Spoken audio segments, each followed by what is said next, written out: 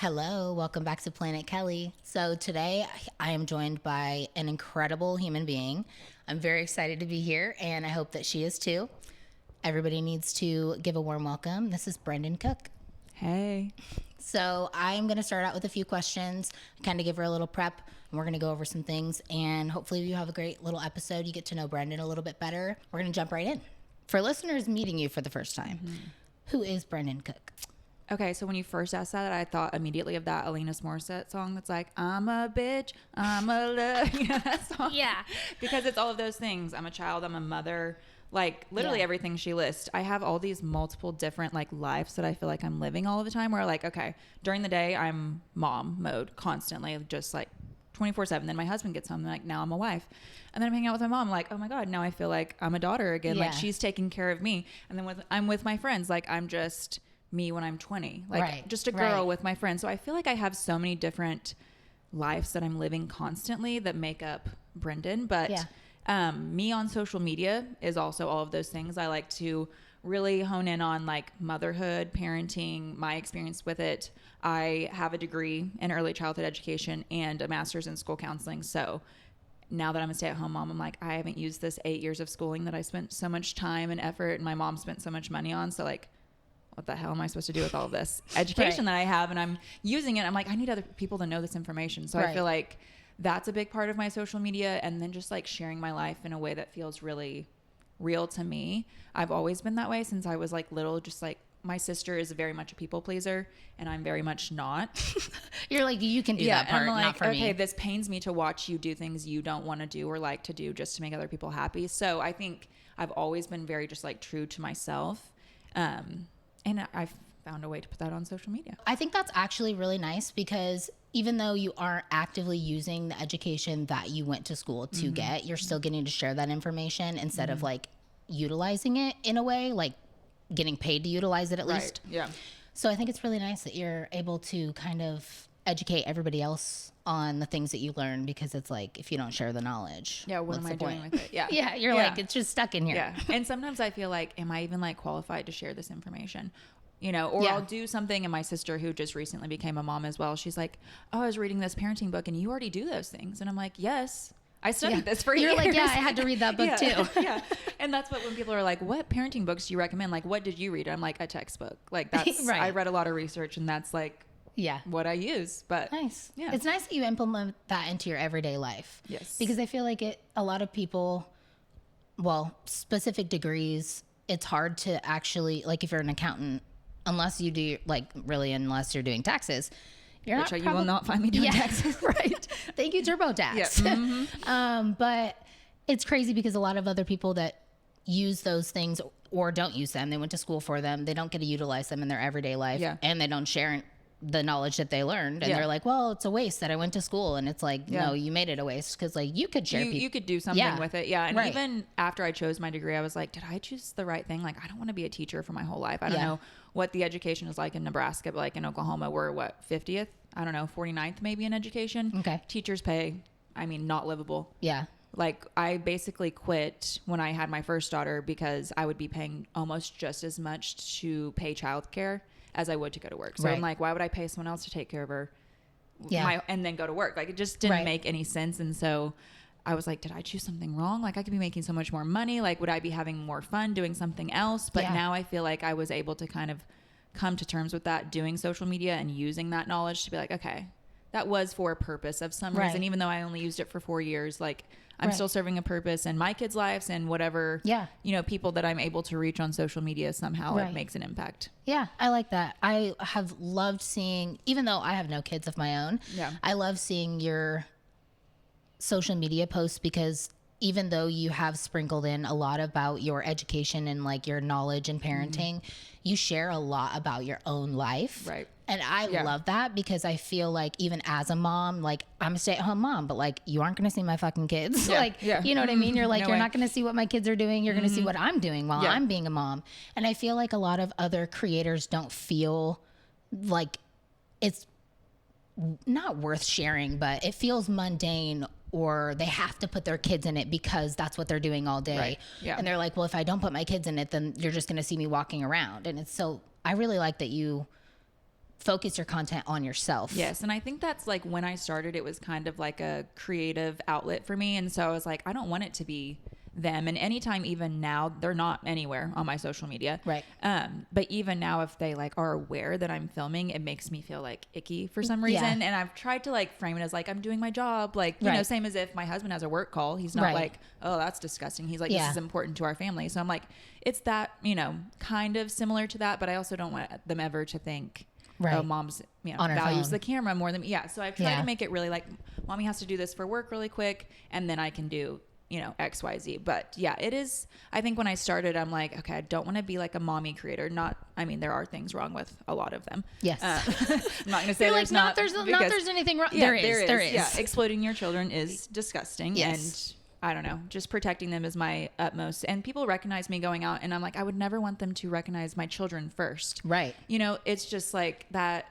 They're tiny. They don't get to choose to be on this huge. Right. Even people are terrible to me in comments, hate comments, and I can handle it. I'm an adult, but like I cannot imagine if they said something about my children. You know? Right. So it was hard at first to be like, okay, how am I going to make this about me? Am I interesting enough without my children around? Right. But I do think it gave me like a sense of purpose of like, yes, I am interesting on my own without, you know, being a mom 24/7 and showing my children. Yeah. And how did you find out that other people, like once you started posting, how did you find out what was the most relatable, or what got you not necessarily the most traction, but just what you felt the most rewarding out of it? Like, how did you feel, at what point did you feel like, wow, other people actually relate to this? And like, how long had you been doing it, and what kind of stuff were you sharing? So I kind of started out sharing my skin journey because I, you know, suffer from acne. And so my sister, I think it was like my sisters and my friends were like, you should put it on TikTok. Like it'd be fun, you know? Right. And I was like, oh no, people are going to think that's dumb. And if they did, whatever. Sure. Right. I'm sure I was, you know, judging other people doing the same thing. And if you like watch my original videos, I'm like so soft spoken, like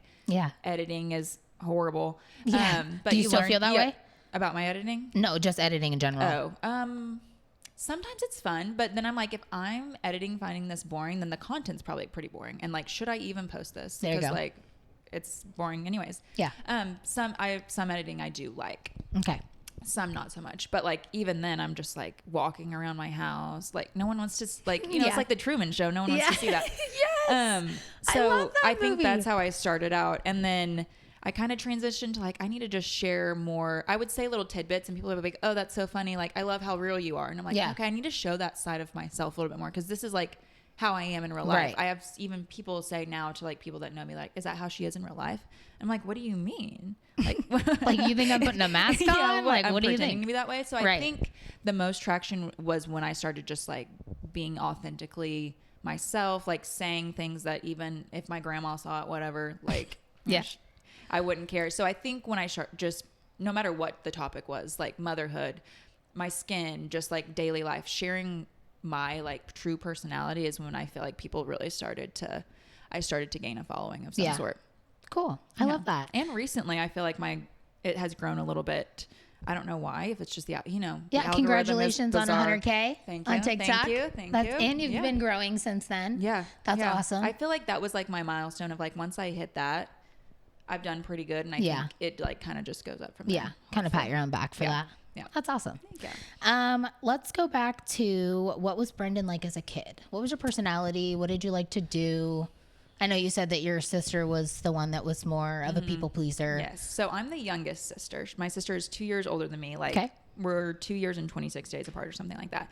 And if you met her, it's like we're like the exact complete opposite. She's tall, strawberry blonde hair, pale skin, like comes off, I mean, she is the nicest person ever, but like comes off, you know, bubbly, nice, welcoming, like, and I was very reserved as a child. I'm still fairly reserved, but I've kind of grown into myself a little bit more. Now I realize it was like insecurity and, you know, timidness that I was like, oh, I don't feel like I can be myself. Now that I don't mind who I am as a person, I'm not quite so reserved, but she's definitely more extroverted. I'm more introverted. And so she did a lot of the speaking for me. Like, oh, Brenden wants this. Like, if you watch our home videos, she's like wilding out, and I'm kind of like, okay. I like to like assess my environment. So I was just very to myself, shy. I like to read a lot, which like I wish I could have that brain capacity to do it as often as I did then. You know, I'm in my bed like with my flashlight reading books, and my under the like, covers. Go to bed. Now I'm like, I can't stay up to read. Right. But just very like shy. But then once you got to know me, you know, it's like one of those things when you go to a sleepover and you're like nervous the whole time. And then like by the time it's time to go home, you finally warmed up. That's like how my whole life felt. Like, okay, now that I'm comfortable, everyone's going home. Right. Like, you're like, wait, I just got started. Yes. And so that's how I was, I mean, all throughout, probably until college maybe. I don't know. I don't know what the switch was. Definitely having kids, I've gone like full out. Like I am who I am, whatever. Yeah, you're like, I don't give a fuck. I don't have the energy. Different. Yeah. And I was very, I would say like judgmental is the word I would use. Just like, I don't understand how you live your life. Like these are the things I do, and they're very rigid. Mm-hmm. And now I might think that, but I don't really, it doesn't bother me like it did when I was a kid or in high school. Like, why are you making these decisions and these choices? Yeah. I like took it personally. Like everyone around me, even in college, I always say like, I had to stick up my ass the whole time. Why? Like that was the time of my life to really enjoy myself. And I was like so rigid and just, but yeah, I was just a very shy, timid girl. I feel like I find myself that way now. And I don't know if that's because not necessarily shy, but very reserved because I feel like the internet is a scary, scary place. It is, yeah. And so I feel like it's way more nerve-wracking to post being yourself. And I know that so many people say like, I'd rather be hated for who I am than loved for who I'm not. Which is cool, but like, do you really feel that way? Right. You know? Right. Do you really enjoy like that feeling all the time? It's not fun. No. And I can't imagine. I feel like the one thing that really stuck with me when I started this podcast, or like was keeping me from starting it, was that there was people that I used to work for that I was nervous that like they were going to say like, oh, she was a terrible employee, or, you know, anything like friends I used to have that were no longer friends anymore that like have poor pictures of me, or they post it just for fun because they are going to get attention off of it. And so I feel like that has been one of the hardest challenges to try to relax and be comfortable with doing this. So I know that you had said something about, when I had texted you, you said you felt imposter syndrome about doing the interview. Do you still feel that way? Definitely. And why do you think that is? Do you think it's because people do you feel like people aren't going to enjoy long form content? I don't know. I think I just get to the point of like, why does anyone care what I have to say? You know, and even though, you know, there's people that do, and I was just saying it on my Get Ready With Me, like, doesn't matter who it is, 100,000 followers, 0 followers, like everyone has something interesting to say. Yeah. And like their perspective is interesting. Their upbringing is interesting. Like no matter who you are, someone cares about what you have to say. Right. So even if like nobody watches this, it's like, well, even still, it was fun that we got to interact with each other. So I think that's kind of how I've like combated my imposter syndrome of like, okay, well, even if no one else cares, like you care what I have to say. Obviously, or you wouldn't be here, and vice versa. Yeah. You know what I mean? So like that's still important to me. But I'm interested in like, were you reserved as a child? No, okay. I was very outgoing when I was little because I was an only child. So, and I grew up with my grandparents because my mom was working all the time. Okay. So I was very much always had the attention on me. It was like, pay attention to me. I want to go here. I want to do this. And I was never told no. And it's really bit me in my ass growing up. Which is interesting that you like realize that. Cause a lot of times I feel like only children are still adults that like can be insufferable to be around. So for you to be like, oh, I know this affected me, and now I'm like having to suffer the consequences. Definitely dialed it back. Yeah. I feel like middle school is so shitty for everybody. Everybody fucking hates middle school. But I feel like in middle school was the hardest time for me. I'm biracial. My dad is black. My mom is white, but my dad's not in my life. So I grew up with my mom's side of the family, who's all white, predominantly in a white area. Okay. So everybody at my school, there was very minimal culture aspects. And so everybody that was different was not in the group. Like it seemed like the whole grade was this huge group except for the people of color or the people who, you know, were bigger or whatever. And so I feel like that kind of really shaped who I was growing into high school. I really just wanted to dial it back a little bit. And I'm like, maybe I just don't want to be the person that everybody wants to know about. Maybe I'll just be the person that like stand back and Stays to themselves. Yeah. So I kind of started doing that, and I feel like I've kind of backed myself into a corner in my 20s because I don't like going out. I'm not a very, also I have anxiety, so I'm not a very social. Who doesn't? Right. I'm not a very social individual. Yeah. I don't like very large groups of people frequently. Like I can go to sports games or whatever, but that's like once every couple months. Like it's not like I'm going to a concert once a week. Yeah.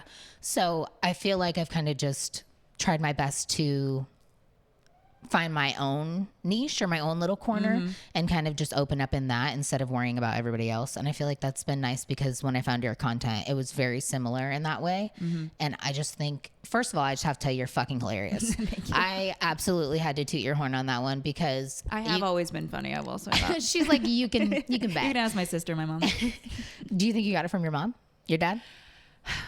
I do think that's one thing I will always give my mom. Like growing up, my dad was very charismatic, like very, boisterous. And so people are like, oh, he's so funny. Like you're funny because your dad. I'm like, no. Like I'm my own funny. Mom. Like my mom has this sense of humor. My dad is like that guy that would repeat your joke louder and then everyone would laugh and you'd be like, kind of thing. I mean, he was funny in his own way, but not like the same type of funny. Right. I definitely got my sense of humor from my mom. I love that. Yeah. I'm so glad I got to meet her. I was so nervous when you were like, oh, well, I wasn't nervous, but I was going to be sad that you were like, yeah, my mom just came to pick up my kids and they're gone. Then she wasn't going to be here. And I was making like, her stick around. I know. So I'm like, it's so she nice probably secretly wanted to be here a little bit too.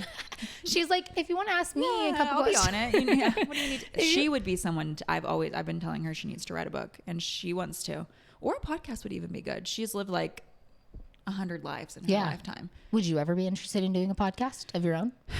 I would love to just like sit and talk because I love that. I feel like it's almost like therapeutic to me. That's how I release my energy is like chatting. But I just don't know if I have like to do it yet. Yeah. You know what I mean? Yeah.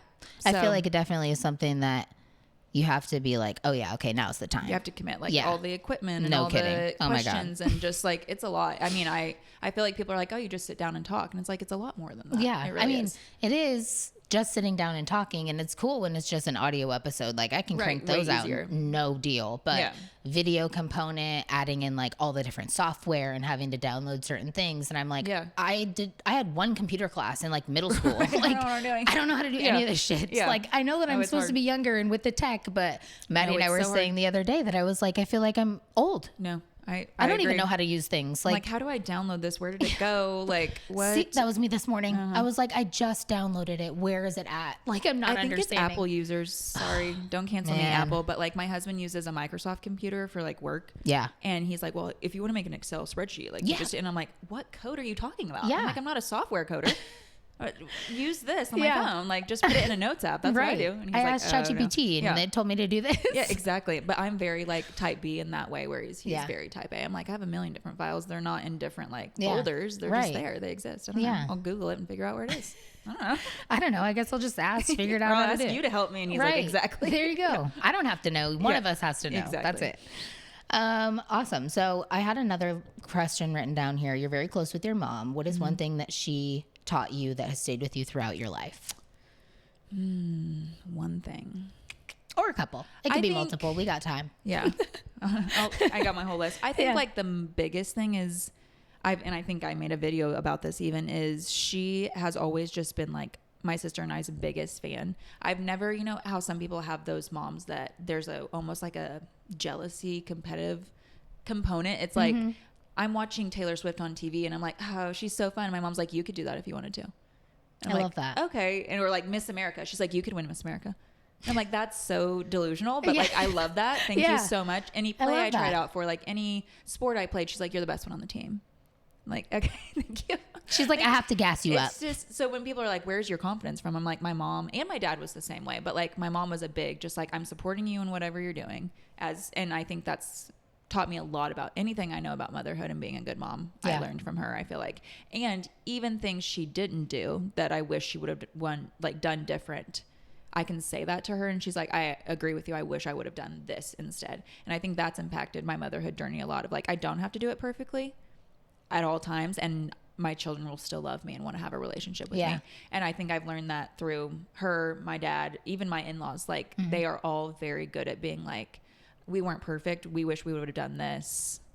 And that has taught me and my husband, like, okay, we can try our damnedest and we're still going to make mistakes, but like our children are still going to love us if we do these certain things correctly. That's good to know that it is unconditional both ways. Yeah, exactly. She's taught me a lot about just like trying your best and, you know, and giving me that false sense of confidence probably. But I think it helps you in life. Like, I'd rather be confident and go for things and do things and succeed or fail than not try anything at all. Exactly. Like, anytime I wanted to try out for something, she's like, well, if you don't do it, the answer's already no. Mm-hmm. So like, you might as well try. And the answer could be yes. I'm gonna need her phone number. Exactly. I know. Because like I got a lot of self-doubt. I know.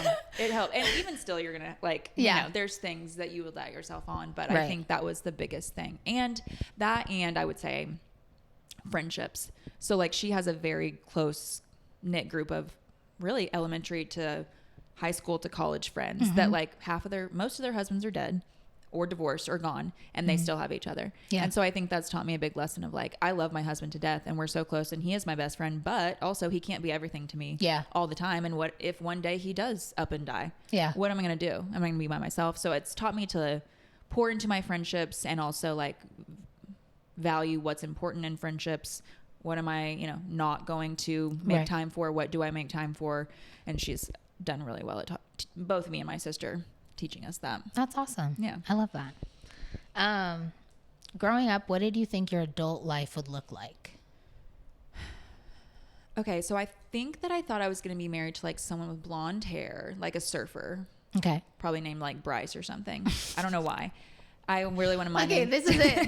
This right here. I was so happy for you guys to be able to hear her because this right here is exactly what I wanted you to have on video. And I think I was going to have twins. Okay. So always married with kids was, I don't think I ever thought something different. Growing up, I vacationed in California a lot, like the San Diego area. So I always thought like, oh, that'd be so fun to live here. Like these people are so cool. Right. Whereas they probably, you know, thought, they're like, you guys ride on horses in Oklahoma? I'm like, be for real, yes. Yes, we do. Yeah. We sure do. Like, do you live in a teepee? I'm like, no. I am Native American, but no. So I think I always thought I would like, I didn't know if I'd live in Oklahoma, but I think after losing my dad, I was like, okay, I'm staying here. I'm staying at home, like near my mom. I'm never going to live more than 10, 15 minutes from my mom. Yeah. So I don't think I had like this is my job. I don't think I even really thought about like, what's my future career going to be? I don't think I cared. Yeah. Which is why now I say like, I don't strive to work in that sense. Like, I'm not like, I've always wanted to be a doctor. Yeah. I'm like, I always just have kind of wanted to do what I want to do whenever I want to do it. Same. So I became a mom. And so now I can't do what I want to do whenever I want to do it. But in a way you kind of can. So yeah, I think I knew I just wanted to be married and have children and kind of just let myself figure out where that went. Yeah. I love that. How old were you when your father passed away? I was 15 and a half-ish. Yeah. I remember you telling this story on TikTok, but for those people that don't know. That don't watch my TikToks. Now you Which, I don't know why you don't. Because like, here? Yeah, right? So I was 15. My sister was 17. My dad was 50 when he died. And he fluctuated weight like his entire life. He was on the Slim. Did you listen to my story about his Slim Fast commercial? Yes. Okay. So he had lost a bunch of weight on Slim Fast, like 2001. He was going to be on a Slim Fast commercial. And then 9/11 happened the day he was flying to New York City. That's why I'm telling my mom she needs to write a book. Like, yeah, this crazy shit happens to her. So then he wasn't on the Slim Fast commercial and then he gained all the weight back. Mm-hmm. My dad was very much like an addict of sorts, whether it was like addicted to food, addicted to exercise, like just always something. So then once he got skinny again, it's like, I'm addicted to being skinny. Yeah. Which I think is pretty common. Yeah. And so then he had surgery, and lost a bunch of weight when I was like 14 or 13, 14 and, ate very little. Like you have to, whenever you have that surgery, else you'll get sick. And I don't know if that contributed to his stomach ulcers or just stress, life, you know, age. Yeah. He started having like a lot of acid reflux and all that. A lot of the details are blurry. I'm not going to lie to you. Yeah. My sister's going to watch this back and be like, that didn't happen. She's like Rain Man when it comes to that. She's going to be like, no, also no. This is how I remember it. Yeah. So he was like downing Tums all the time. Yeah. Which those were a lifesaver when I was pregnant. So I do see why he was doing that. And then one morning my mom like finds him passed out on our bathroom floor. And he's like, oh, I'm fine. He goes and preaches that same Sunday morning. And then that week he's like, there's blood in my stool. And so she's like, I think we should go to the doctor. He goes to the doctor. The doctor's like, you should go to the hospital. Like, let's do emergency transport. You can't have blood in your stool and all these symptoms. Like, there's definitely something going on. Mm-hmm. They decided that he had severe stomach ulcers and that they needed to be surgically removed. Once again, this is all just coming off the dome as I remember it. Wrong, and wrong. Because I'm like still going to school. I'm like, okay, like, do I need to come to the hospital? Yeah. Like, you know, what's going on here? So he has surgery and he's in the hospital for like he doesn't have surgery first. First, he's getting like blood transfusions. I distinctly remember like those bags of blood sitting in the hospital and people are coming to visit, all the things. And then finally they're like, okay, we need to do surgery. So he goes in, they do the surgery, and he's in recovery for a lot longer than anticipated. And we're kind of like, that's weird. They're like, he's having a hard time coming out of anesthesia. Like, he's just kind of here and there. We'll meet you guys up at the room. And he gets up to the hospital room and not even gets into the hospital room before he's like, something's not right. Like, he even felt it. He was like, something is off. And then he's like unconscious half the time. And so this is important to the story. A few days before, I was walking around with him because they wanted him to get up and walk for, I don't know, blood clots and things. And there's this huge cart. And I'm like, what is that? And he's like, that's called a crash cart. It's like what they use when there's no other options left. Like, that's your last resort. Someone's about to die. You get the crash cart. I was like, oh, interesting. And so anyways, back to current. And they're like, okay, we need to rush him down to the ICU. So he goes down to the ICU. They're trying to figure out why he's gathering all this blood in his stomach, basically. And then they get him stable for a while. And I'm 15. I'm like, I have a biology test tomorrow. I got to go study. And so I go home with my best friend. I'm like sleeping in her bed. Her mom comes in at like 3 a.m., which her mom is still my mom's best friend. And she's still my best friend. So we relive this moment often. And she's like, your mom said you need to come to the hospital. Like, it's not looking good. I'm like, okay. And I'm pretty sure she probably runs every single red light on the way to the hospital. We got there. Allegedly. In no time. Yeah. Allegedly. I don't know. I don't remember. My details are fuzzy. Who knows? So we get there and I still didn't really like understand what was happening. And so they come out and they're like, we're going to try one more thing. And I hear them say like, let's get the crash cart. And I was like, well, that doesn't feel, you're like, that's not good. Sound good. I just learned about that. And the doctors come out after that. And I think it's probably 5 a.m. at this time, well past 5 a.m. because I think he died like 5:55 or something. You know, those numbers stick in your brain. And they kind of all just stand there and like shake their heads. No. And my mom like starts crying and I'm like, so that didn't work. Like, what are we doing next? And the waiting room is filled with like 30 people because he was a minister at a large church. Got it. Very involved in our community, like YMCA, Chamber of Commerce, like all of these different things. Everyone knew him. Yeah. And so there's all, you know, my friends, my sister's friends, my mom's friends. And I was like, okay, what are we going to try next? You know, like that didn't work. And my mom calls her best friend and she's like, Mark died. And I was like, he died? What? Like, nobody told me that. Whoa, I need that explicitly laid out. And so kind of from there, I just remember being like stunned. And I deal with a lot of my stress through like gastrointestinal things. I think that's the anxiety of it all. So I was just like profusely vomiting like that whole day. And one of our family friends was like, take this. And I'm like, for sure. It was a Valium. And my mom's like, who drugged my kid? Like, why is she unconscious? Who gave you that? Yeah. I'm like, I know, but I feel a lot better now. And I just remember people being like in and out of our house. It's all kind of like a blur, but like his funeral was at our church that he served at in our big family life center, like 2,000 people, you know, that kind of stuff. My sister spoke at it because she very much is like people pleaser. I'm not sad. It's all fine. Yeah. I'm not crying. We're good. Like, how are you guys doing? And I'm like sobbing the whole time. I'm like, fuck you guys. I don't even know you. Why are you here? I'm not okay. Yeah. I'm like looking at kids in the crowd from my high school and I'm like, we've never spoken ever. Like, why are you out of school? Your mom made you for come my here. dad's funeral. Like, and then they never speak to me ever again. Yeah. Like, I'm what? Like, okay, good talk. Thanks for all the support. Or like the day that he died, people are getting checked out from my school for like emotional distress. I'm like, your dad didn't die. And I'm like, you're distressed. I'm distressed. What do you mean? I'm still here. Yeah. What do you mean? Huh? It was just the weirdest. And going back to school was, you know, no one knows what to say. And why would they? They're 15. Right. You know, at the time, I didn't know what to say either. How dare you guys? Yeah. But now I'm like, duh, you guys were kids. Like, of course you didn't know what to say. But it was just like, okay. And I don't know, that kind of like obviously changed my high school experience. I then became even more like, who do I trust? What do I do? I very much latched on to my best friend at the time and now, and she is very similar to my sister of like, I'm going to take care of you. I want you to be happy. And it was just very much like, I don't need all you like bitches. You don't know what I'm going through and I don't want you to know what I'm going through.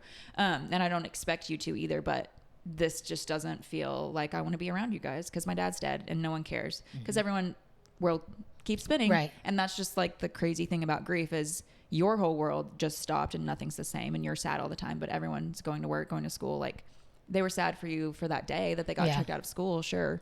Right. Because they got checked out of school. Exactly. And they're not sad anymore because their dads are still alive or, Yeah. And it's the same thing now when I watch other people's grief. I'm like, it's almost feels wrong to be on this side of it where like I am going to keep going on and being happy, but you don't get to. Yeah. And it just feels like icky because you've experienced it on the other side. Right. But yeah, that's the story.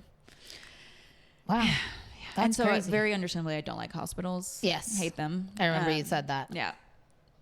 I don't think I would really either. Likes them, but did you birth both of your kids in a hospital? Yeah. And my hospital has like a very dedicated maternity wing, which was nice. And my mom was in the hospital a lot after his death, dealing with grief and how it affects your body. She had heart attacks and stents and And then my husband has type 1 diabetes. So he's been hospitalized. And so it's like nothing really good happens at a hospital besides my 2 births, which were beautiful and wonderful. And I was like, get me the hell out of here. You're like, we're done. Yeah. Like, let's Something bad's going to happen. I got to leave. Right. Yeah. Wow. Well, thank you so much for sharing that. Course, I know that probably, I know it's been a while, but I'm sure it still probably makes you think about it. People always get really uncomfortable because I'll say something like, I think we were talking to my sister-in-law. She's getting married next year. And she was talking about her dad doing something. I was like, well, I wish my dad could have been at my wedding. She's like, and so I'm just always saying things like that. My friends are like, stop. And you're like, okay, like, so like, am I supposed to laugh? Because my dad's dead and you're the uncomfortable one. And they're like, oh my God. So it really has become like almost therapeutic to talk about it. I feel like it almost like I don't want to forget that or even him. So it's nice to talk about it. Yeah. Do you see any of the qualities that your dad used to have in your husband? No. They're like complete opposites. So is he like your sister? He is a lot like my sister. So it's kind of hard to explain because my dad and my sister are very similar, but my sister and my husband also very similar. They're both older siblings, type A. I'm going to say sensitive and my husband's going to be like, I'm not sensitive, but he is in a great way. Yeah. Like, I'm like, there's nothing wrong with being sensitive. I love that about you. Yeah. And he grew up with a younger sister, so he is sensitive in that way. So they are very similar, but no, my dad was very, flamboyant almost in a way. Metrosexual is what they called it then, was the word that they always referred to him as. And I was like, what does this mean? Like, what do you sexual, huh? Affliction jeans, like bright shirts. Shops at the Buckle. Literally shops. Got it. But I couldn't buy jeans at the Buckle. Yeah. I'm not spending $170 on but jeans. God forbid you have tigers on your ass cheeks. Like literally walking around, pointy boots, spiked hair, frosted tips. Okay. He went to school originally to be like an opera singer. Wow. So that's what he studied in school, was musical theater and musical performance. Beautiful singer, very much like a Josh Groban type voice. And so he loved to perform and his, I mean, when you're a pastor, you like to be in front of people and speak in front of people. So he was very charismatic in that way, people person, loud, boisterous, like huge smile. That's what everyone will tell you about him, but also very, he had a lot of like life that he had lived and trauma, and I would never like expose his, he's dead, so he can't give me permission to expose his life. But he lived a lot of things that were taken out on my sister and I, that now that he's dead, I'm like, I wonder if he were alive, if he would like take accountability for those things. If he would now be in therapy. Because like therapy wasn't a huge thing when he was alive. 15 years ago? It was just starting out. And also we were very heavy in the church. So like therapy almost wasn't like just talk to God or go to like Christian therapy, which if that's your thing, that's your thing. But also sometimes we're avoiding like the real topics because we're focusing on how is God going to heal that. No, you need to heal that because you're responsible for yourself. Right. And so now I wonder like, oh, is that something he would have done? Would he have taken accountability for certain things? Would he be healed? So it's just interesting to think about like as adults, what would our relationship be like? Right. Because my husband is nothing like my father.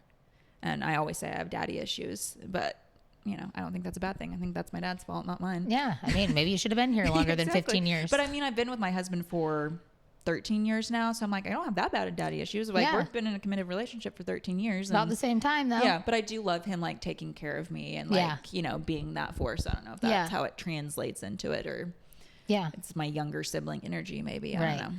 You like being taken care of because your sister used to take care of you. But also don't boss me around and don't tell me what to do. Like classic. You can always help me out. I'll tell you how you can help me, but like don't tell me what I can and can't do. No, when my husband's like, would you mind asking? I'm like, now I don't want to ask it. But if he like didn't take my car in to get the oil change, I'm like, what the hell? Yeah. Why would you not do that? Like you're supposed to take care of me. Right. So it's a very delicate balance that I think he handles it very, like I said, he has a younger sister, so he knows how to. Right. Are you close with her? Yes. Yeah. So I originally my sister was a youth intern at a church. And you can tell me if you don't want to hear this story whatsoever. No, go ahead. Okay, you can cut out anything. You're so good. Go ahead. At a church, and his little sister was in her small group at the church. And at the time, I was in like what I didn't know was a situationship, but it was at the time. We didn't use those words yet, but that would have been fun. And I don't know what he was doing. And they're like, we should get our siblings together. And my sister wrote about it in her journal because she's someone that journals, if that tells you anything about her. Like, she has all these journals. She had a lot of feelings. And she's like, I met the man Brendan's going to marry. Like, he led worship at the time. Like, he has guitars, all the things. He would never do that now. He's changed too. But, and she came home and told me. I was like, oh, that's cool. Like, no thanks, Yeah. And then me and my situationship broke up, shocker.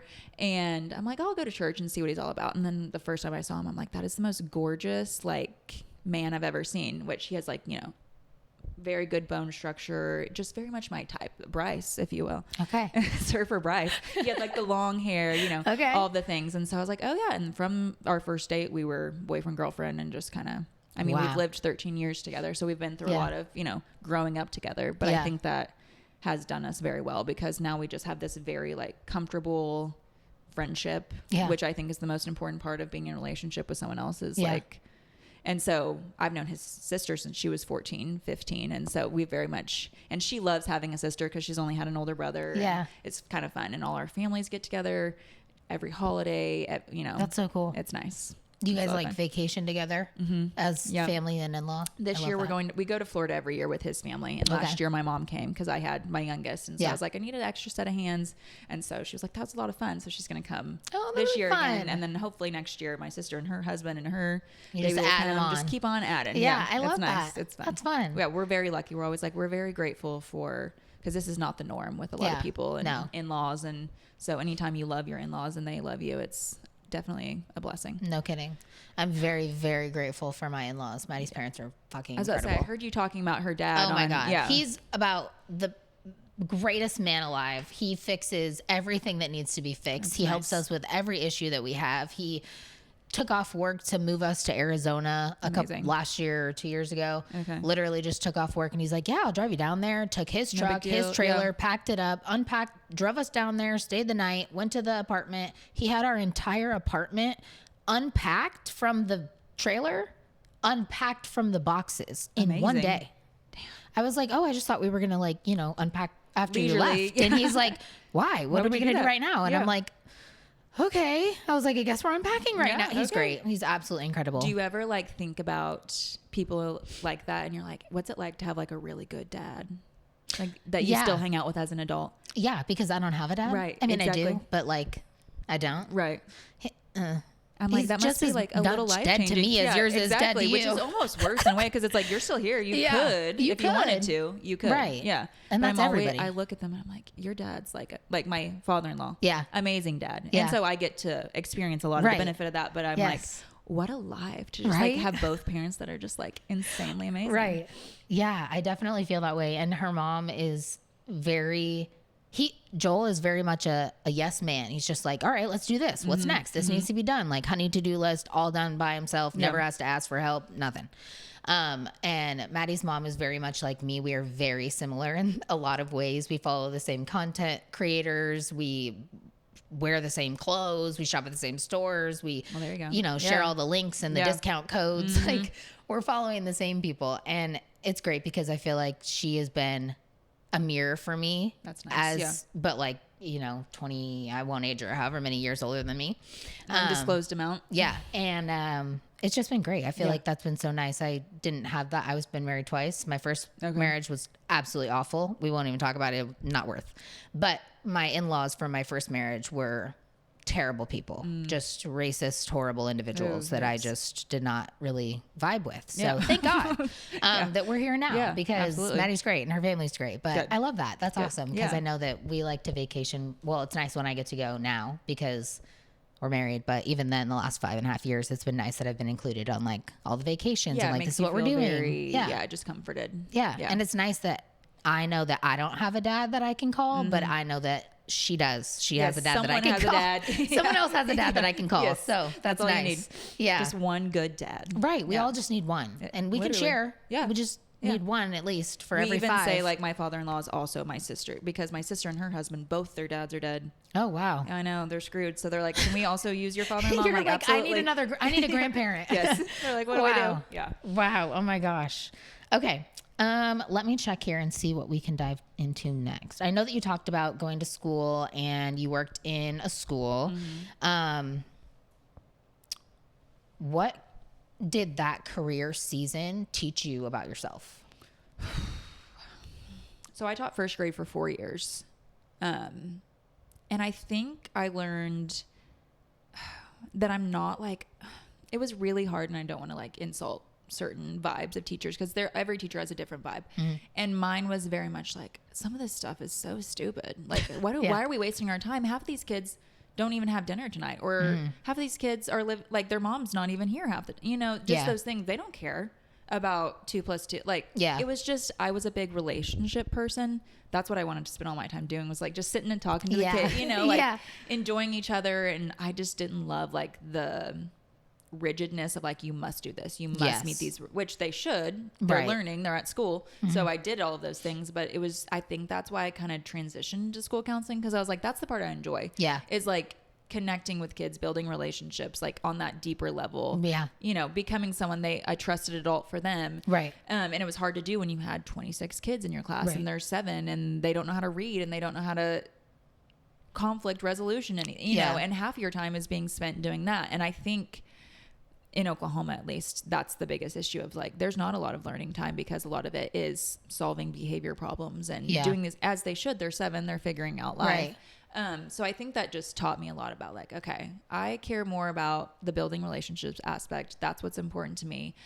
I'm not like a spreadsheet check off list kind of girl, which I thought I was in college, because that was definitely my personality. But I realized I was just like so anxious that that's the only way I felt like I can control my environment, was like if I was so rigid and got straight A's and like did everything before. I was not a procrastinator. Like when people are like, oh, I'll do it the day before, I'm like, I'm going to be physically ill. Now I'm like, yeah, I'll do it the day before. You're like, no, I can't do that. I'm like, oh, it's really not that serious. So I think that, and I tried really hard to be that teacher for a little while, and I was like, this just does not feel like authentic to me whatsoever. And I could never quite like hit the mark. When you're like trying to be something and you're like, I feel like I'm just like trying so hard and not ever accomplishing. I was never like that cutesy Pinterest teacher that I felt like I had to be. And so then I felt like I wasn't good at my job, which I didn't love that either.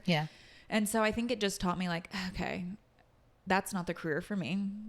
Maybe something of this nature is. And I still think I would really enjoy being a school counselor if I was in that setting. I don't think I would enjoy being a teacher. Like when people are like, are you ever going to go back to teaching once your kids are in school? I'm like, hopefully not. I hope not. I didn't renew my teaching certificate. You're like, no, so not really an option. Even if I wanted to. My husband's going to be watching this like, you didn't renew your teaching certificate. I'm like, actually, I don't need you to watch my episode. Like, we're good. We're good. Cut that part out. I like that. That's awesome. I really feel like when I was younger, my dad wasn't in my life. And my mom, I lived with my grandparents, because I lived on and off with my mom and my grandparents, but my mom was a server. And so she just worked really late nights and had like a different schedule. It's more of like a 3 to 11 type of schedule. And so I just went after school to my grandparents. I'd stay the night there, whatever. But I very much enjoyed my counselors in elementary school, because I feel like they were seriously the most fun people. Like I get the Pinterest girls now, like wearing pencil earrings and all that. Like, I'm sorry, I just couldn't be a Miss Frizzle. I don't know. But I really enjoyed when I was younger and I had like that 5 minutes that I don't connect with anybody in the class. And I'm like, can I go to the counselor? Like, I just want to go. They're going to give me a piece of candy. We get to sit and talk. Like, I get to have some feelings. Connection. Like I have things I want to talk about. Like, I don't care about what's happening in science. Like, this happened last night. Why would I want to learn about that?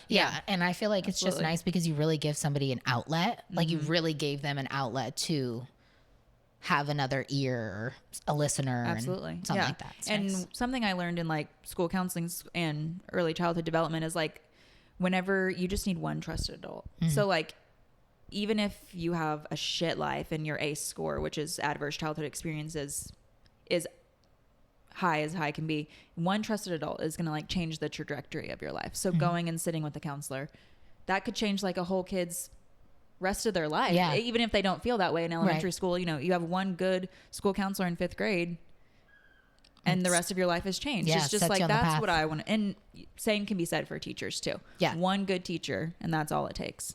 So I did love that aspect of it, is like, I can really change kids' lives if I want to, but then it was also like so much pressure.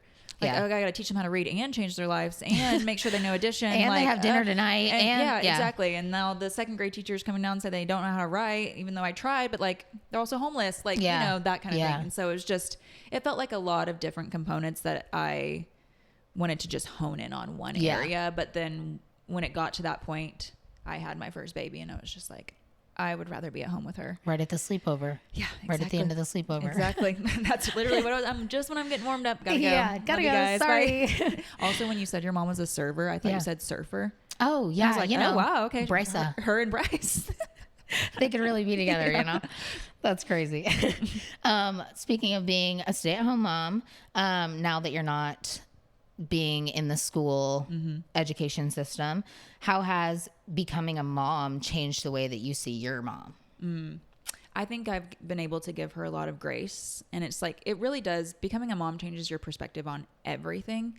And it's changed my perspective on my friends, my mom, my mother, like every person I know that either is a mom or isn't a mom. It's still just, you have a lot more grace for people because moms have such a big impact on their kids' life that it's like, oh, you know, when you meet someone and then you meet their mom and you're like, oh, okay. Like, okay, that makes a lot of sense. It's kind of like that. I'm like, my mom was doing this without a lot of help. Like, a lot of times we were living in small towns where it was just her and my dad and the church people, which is great. But like, I always say I'm so lucky because I can call my mom, I can call my mother-in-law, I can call my sister, I can call my sister-in-law to come over and babysit any given time. Like, she didn't have that. Right. And so she was doing that. Also, I don't know, my dad was probably helpful, but not as helpful as the generation of fathers are now, just because it wasn't the norm and it wasn't the expectation. And I don't think women were also even insisting that that's what, you know. Yeah.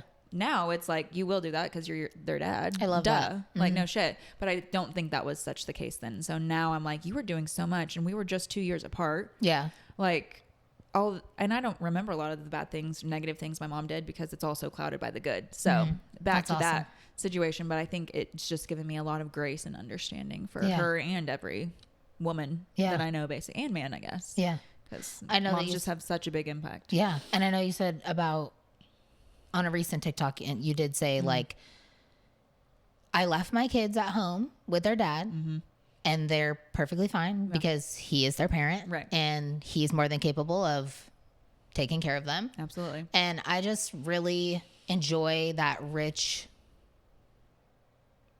true reality that you're sharing, because I feel like a lot of people don't feel the need to put their foot down. Yeah. Even in a marriage, even if you don't have kids, even if it's just like, I don't want to take out the trash, I'll do the laundry and I'll do the dishes and I'll do the whatever, but I'm not taking out the trash. So like, I don't want to have to ask you every single time I have to take out the trash. To do it. Yeah. Yeah. You just need to do it. You live here too. Right. So I think that's awesome that you're sharing the reality of the fact that like, I am a mom, but I'm also a human being. I'm also going out with my girlfriends. Yeah. And like, and you need to be with someone that you can rely on to be able to do that. And that's what I think, like a partnership with someone, it's not like, oh, I'm his servant and like, I'm his wife. I birthed the babies. I cooked it. And I do those things because I live here and I'm a stay-at-home mom. And like, it's just easier for me to cook dinner because he's home later and I already started it. Right. But if he comes home, I'm like, I didn't plan dinner. He's not like, are you serious? He's like, I guess we'll go for Mexican then. Yeah. You know, like it's very much not like you need to do these things. That's my expectation for you. Yeah. And so I think that a lot of it is growing up together and me just always also being that way. Like, I don't take shit and neither does he from me either. Like, it's very much a mutual partnership. Like, he'll be like, you're kind of being rude.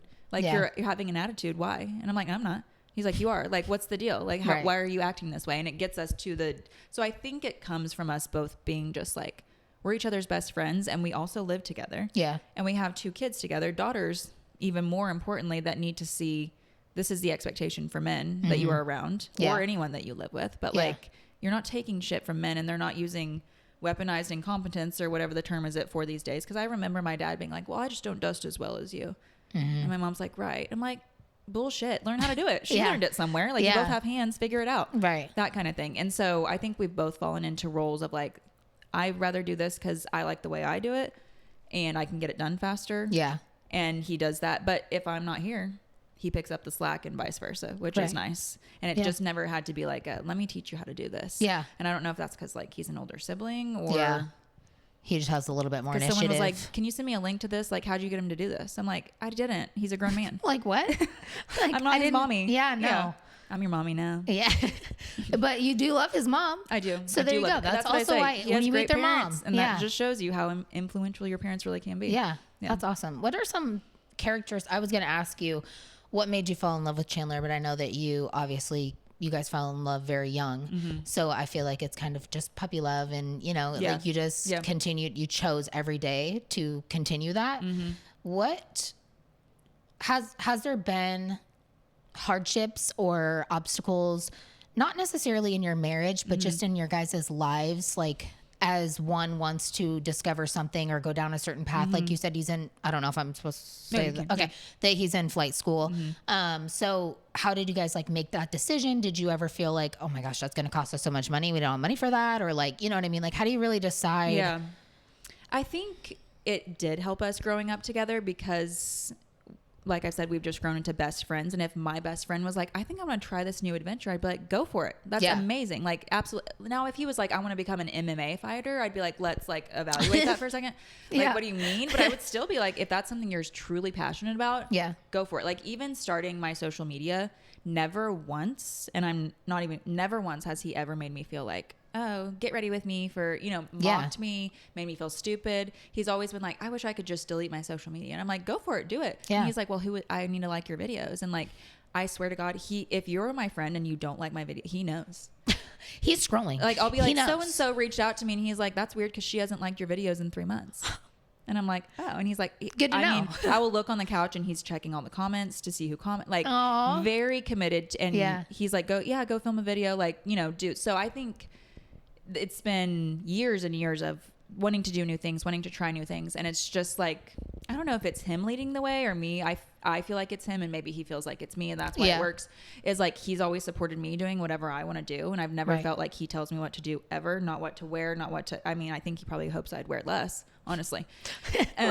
He's like, wear it, girl. Like, that looks so good, So I think he's so that way that I'm also just like, you should try something new. Like, and of course I'm like, we have 2 children and you're going to get in a tiny plane. Like what? And you also work with explosives and you have type 1 diabetes. Like, can you just park it for a minute? Our life insurance is like, no. They're like, dude, let's do something else. But it's like, life's short and I get that. And I think also I remember his sister saying like, can you live without Chandler? And I'm like, yeah, of course I could. Like, I love him and he's my best friend and I'm so glad that we're married, but yes, I could live without him. Yeah. My mom does every single day and she has for the last 15 years. Like, I think getting into that mindset of like, this is my one true only and I could never live without them, like, can get you to be really toxic to where you're like, no, you can't go fly a plane because what if you die? And it's like, yeah, I am scared of that, but like, you could die going to work in your car. Die in the bathroom. And he says that. He's like, I could drive, die going to work. I'm like, I know. That's why I track you going to work to see that you made it there and back.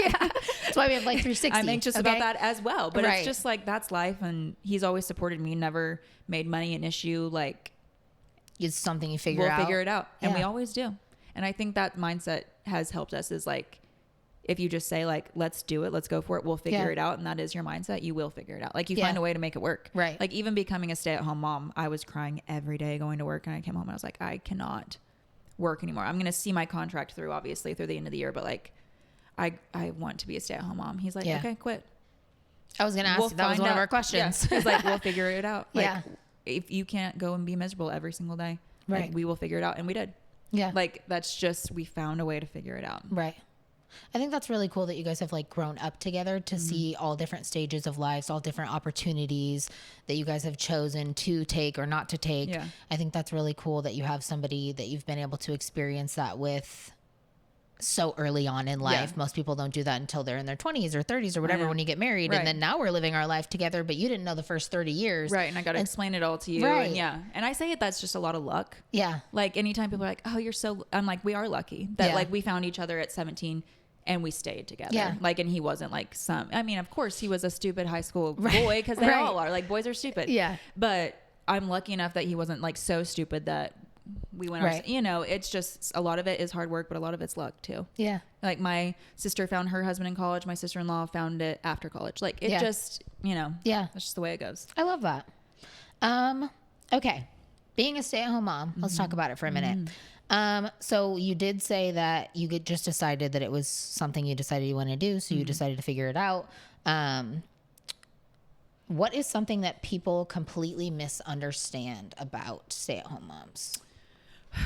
I feel like it's gotten a lot better, but I do think even still, like when I go to work events with my husband and I'm like, oh, I'm a stay-at-home mom. They're like, I can never do that. I'm like, then don't. You don't have to. I'm not telling you to. Then don't have kids and stay home. And then like, I think people think you'd kind of just like hang out all day. Yeah. And sure, you could essentially hang out all day, but like if you're really pouring yourself into your work, which I think being a stay-at-home mom is work, then it's not just to sit around. You know, we're doing things. I'm teaching them things. Yeah. I'm taking care of them all. Like even when I was gone on my girls trip, my husband's like, I feel like I've been just picking up stuff and putting it away all day long. I'm like, you are. That's welcome to my life. And he's like, no, I get it. Like it's just constant like house management, child management. And I think people oftentimes are like, oh, she's just a stay-at-home mom. And even sometimes I like get nervous telling people, I'm like, oh, I'm just a stay-at-home mom. And it's like, just is like kind of devaluing the work you're doing a little bit. And there are jobs that I do think are a lot harder than being a stay-at-home mom, you know, like coal miners and stuff like that. Sure. But it's like, it's a hard job too. It doesn't mean it doesn't make other jobs not hard or whatever. And also I've always said my job doesn't have to be hard to mean a lot either. Yeah. Like I can be doing a really great job. It doesn't have to be hard to mean something and to be making a difference. Like even if I think being a stay-at-home mom is easy, which it is sometimes and sometimes it's not, just like every other job. I think people just misunderstand that or they don't know because they haven't ever done it, which is fine. And so always I have an attitude with them if they have an attitude with me. You know, I can never do that. I'm like, okay, cool. Yeah. Then I don't want you to be a stay-at-home mom then. Yeah. Please don't. Please don't. If you don't think you can do it. And that's always been my biggest thing of like, if you don't want to do it, don't do it. Like working moms, badass. Stay-at-home moms, badass. Right. Work from home moms, badass. Do whatever you want to do. And that's right for your family. Yeah. I feel like it's such a thing on social media lately, at least on my like For You page, is like working moms. How I could never be a working mom. I could never put my kid in childcare. Or I could, you know, and it's like, why do we hate moms or women in general? Why do you care what someone else is doing with my friends? Some of them are working moms. Some are stay-at-home moms. They're all fantastic moms. Period. Like that's it. I don't care what they do. They're making money for their family or they're not. It doesn't matter. They're doing something to value their family, whatever that is. Yeah, and contribute in their own way. Yeah. What has been the most rewarding part of motherhood? I think just like seeing my children's personalities, and that's like my social media doesn't ever get to see it because I don't show them. And that's only the times I wish I could. Cause I'm like, God, my kids are so funny and enjoyable to be. And of course I think that cause I'm their mom, right? You know, and my mom thinks that and my, you know, they all think that. And I'm like, wait, are they really that funny?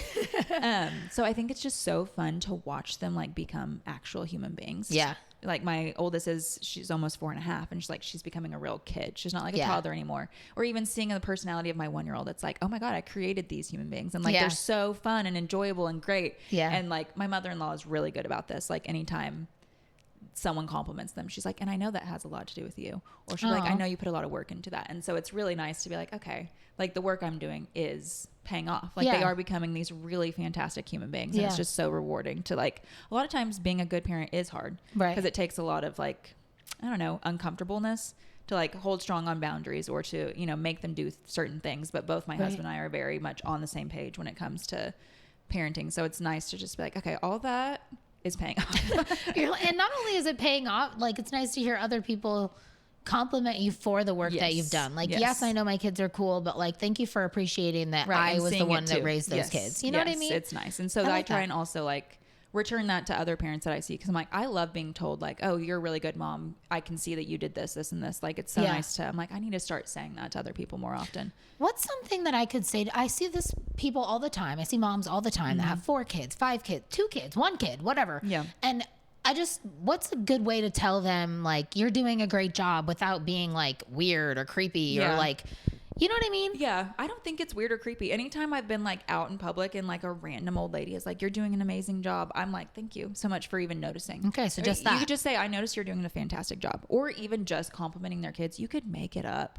Just be like, oh, your kid's so polite. Or like just noticing something about them is almost more of a compliment to them. Yeah. Like I love when people compliment my kids because it feels like a compliment to me. Right. You know what I mean? Yeah. So like, oh, I noticed that you're doing a great job kind of thing. Okay. I think it's perfect. Okay. Because I feel like I see people all the time that I'd love to just be like, good for you. And like, great fucking job. Because I know that 5 kids right now at my age and this stage in my life, I could never personally put those shoes on. Yeah. So, I think just saying that is not weird at all. Okay. I think even if they act weird, it's probably, they're going to think about that for like months afterwards. Yeah. Okay. Good to know. Because I feel like it's something that you always want. I always want to share like the gratitude and just to let other people know that I love when people compliment me for whatever it is I'm doing. Like, oh, I listened to your episode or whatever. Yeah. Like, I love that. So it's like, how can I return that favor in a way that's not like, like pay it forward without. And I'm so bad at like thinking about giving compliments in the moment. I feel like I think it. And then I don't say it. And I'm like, I wish I would have said that out loud. Yes. You know, like at your barista, I'm like, I love your makeup. And anytime I do say it out loud, they're like, oh my God, thank you so much. Yeah. I'm like, I feel good that I said that. You're like, good. I'm glad you feel good. Yeah. I'm that's like, okay, awesome. that worked for me too. Yeah. Okay. Good to know. I'll have to remember that because I feel like sometimes it's kind of nerve wracking that I'm like, you have 5 kids and I don't want to like. Not trying to bother you. Yes, exactly. Right. Okay. Which was harder, the transition from 0 to 1 or the transition from 1 to 2 kids? Definitely 0 to 1, just because I think it rocks your world in a way. Like everyone's like, yeah, I know what it means to be a parent. It's like, you don't until you do it. Yeah. Like it, you know, you think they're not going to change my life that much. Like I'm just going to integrate them into my life. Yeah. And it's like, okay, be so for real. That's not going to happen because that's a baby. Right. Like, no, you're not. And so I think just learning like, oh, I can't be selfish anymore in certain ways. Like I'm not going to the bathroom in peace ever again. Ever. And like the minute I got home from San Diego, they're both in the bathroom, like watching me. And I'm like, okay, I did not take advantage of peeing alone when I was. And I think just like that switch was like rocked my world. And I also had a lot of postpartum anxiety with my first that I didn't know was postpartum anxiety. Cause I'd always experienced anxiety as just like a nervous stomach. Like I could feel it. And so my postpartum anxiety was a lot of like intrusive thoughts and disassociation. Which I don't know if you've ever experienced that. That was my first time. Yeah. I'm like telling my sister who's a therapist, I'm like, why do I feel like I'm like watching my life from above? From outside. Like I'll leave my friend's house and I'm like, did I ask her any questions? Like, did I respond to anything that she said? Yes. I'm like, I feel like a horrible person. I blacked out the whole time. And then I would text her and be like, sorry if I was weird. And she's like, you weren't. But now it's weird. Like, what are you talking, you know? And she's like, what do you mean? What is this experience? And my sister's like, that's definitely disassociation. And like, I didn't want to leave her with anybody, even my perfectly capable grandparents. Yeah. And now with my second, I'm like, bye, love you. Like, see ya. Oh yeah, she's got a nap at 1, you know, whatever it is. And so I think that was just like rocked my world a little bit. And just coming into like your new identity of like, okay, I'm not who I was before. Good. Right. That's great. Yeah. I don't want to be that way anyways. Right. I'm different now. It's just like, whoa. And with this 1 to 2, you have so much more confidence and like, okay, I know what it's like to feed my baby milk. I know when to feed them solids, you know, this cry means things, but yes, exactly. It's like way more confidence. And my second birth was like so much better than my first. I mean, my first was fine, but my second popped out in 8 minutes. Damn. I know. I got there at 5 a.m. I had her by 9. Wow. And I didn't tear at all. So it was like, see you guys. Like I'm going to go run a marathon. Like that was like so helpful in its own. I didn't feel pain afterwards. So that was really nice. And I think that helped maybe just my whole postpartum experience and all the breastfeeding of it all. And like with my first, I'm like, I must breastfeed. Like it has to be the only thing I do because that's breast is best. You know, that's all you're hearing. And oh my God, formula is the devil. And like coming to terms with that of like, oh, no, it's not. Really, like, I can eat just fine. No one knows. And even as a teacher, I was like, I don't know which one of you is formula fed and who's breastfed. Like, you're all kind of smelly and like really you're silly. All annoying. Yeah, you're all annoying me. I don't know.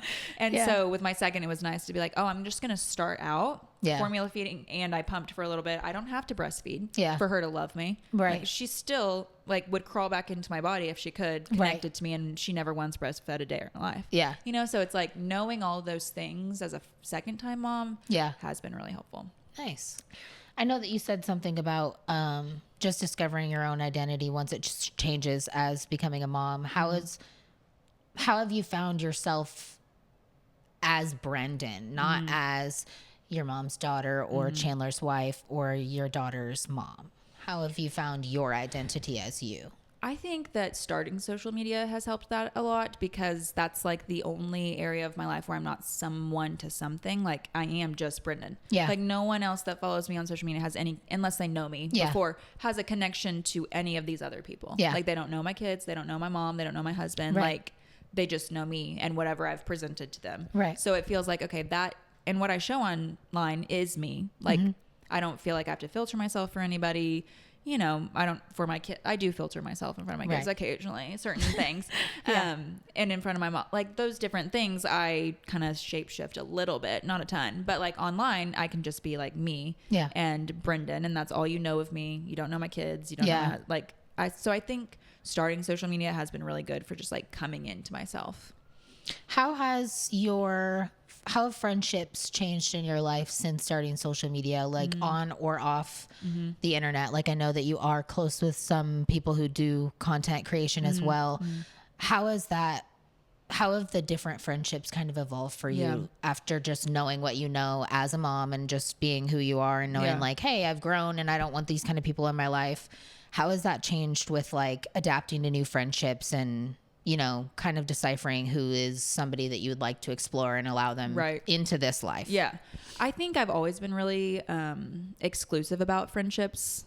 Just like, okay, you guys, like I said, I was really rigid about like, why are you guys making these choices? And like, I don't think I want to be friends with people that make stupid choices. Yeah. That kind of stuff. But I would still spend time on them, but never would allow myself to get close.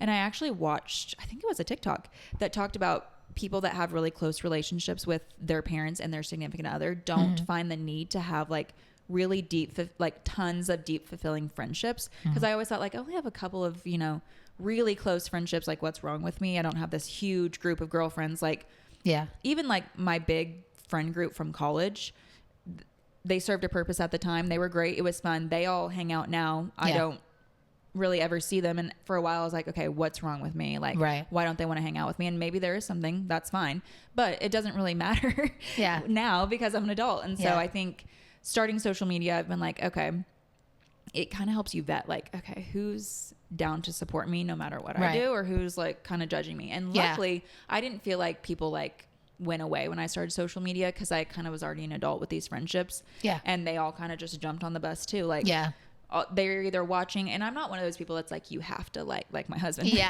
You have to like all my stuff and engage with it, because a lot of times I'll see them and they're like, oh, I saw your video about, they're just not someone that's going to like and comment and, you know, on everything. So I think just like knowing that they're supporting me silently, not like, helps a lot, because I'm like, if you're not going to support me, like one of the biggest things that I do that I took a chance on and is my job, then like, you're not going to support me doing anything else. And so I think that has kind of helped me vet.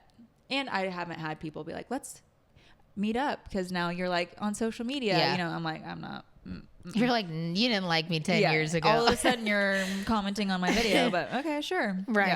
That's cool too. Also, just to kind of flashback that like anybody from high school or over the years, like Chandler's also known those people. So like he can also be like, did you see what's her face from 10 years ago or whatever? Yeah. He's got a long list. Yeah. I know. Sometimes I'm like, we're old, Chandler. Old. Speaking of Chandler, it's my favorite thing to do. I love that. I love that for you. Have you watched Friends? Oh yeah, absolutely. Okay. He's named after Chandler from Friends. From the show? Yes. Chandler Bing. That's crazy. I actually told Maddie that I was like, I want to bring it up, but I don't know. Like, she's like, do they watch Friends? And I'm like, oh yeah. Who doesn't watch Friends? I'm like, what do you mean? Oh yeah. He was like, he had to. His name's Chandler. Exactly. Everybody fucking says that to him, I'm sure, once a day. 100%.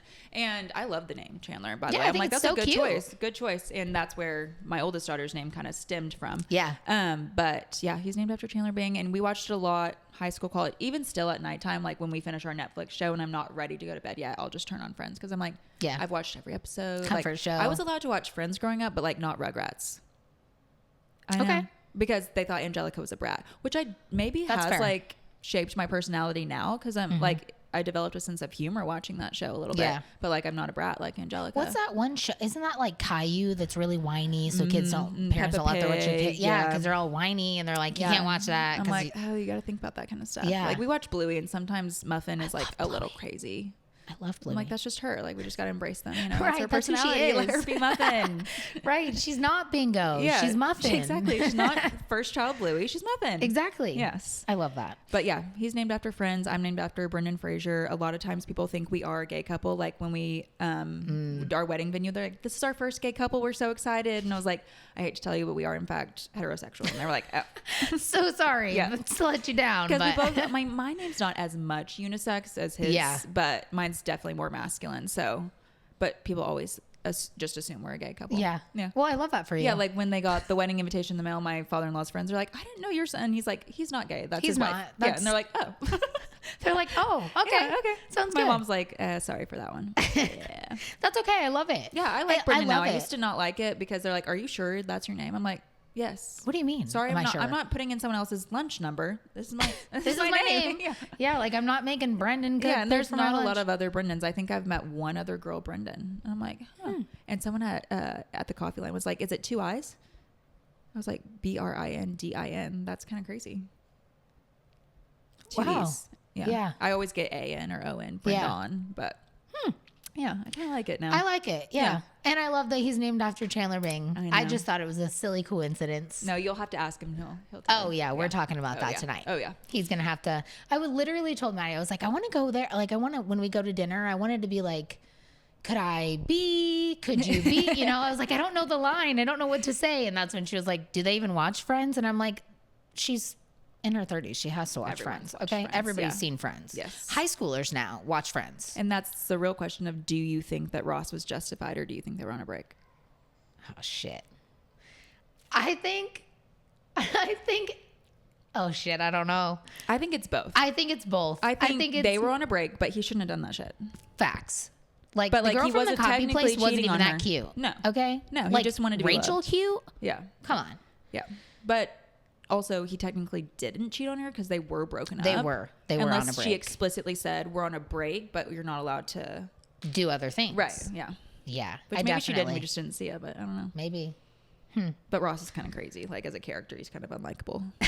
Really? I think so. Oh, man. A little insufferable. He's so whiny. He is so whiny, but I think it's so funny. I think that's what makes him so funny. He is. It's his thing. Yeah. His long face where he's like, hi. That's my favorite. Yes.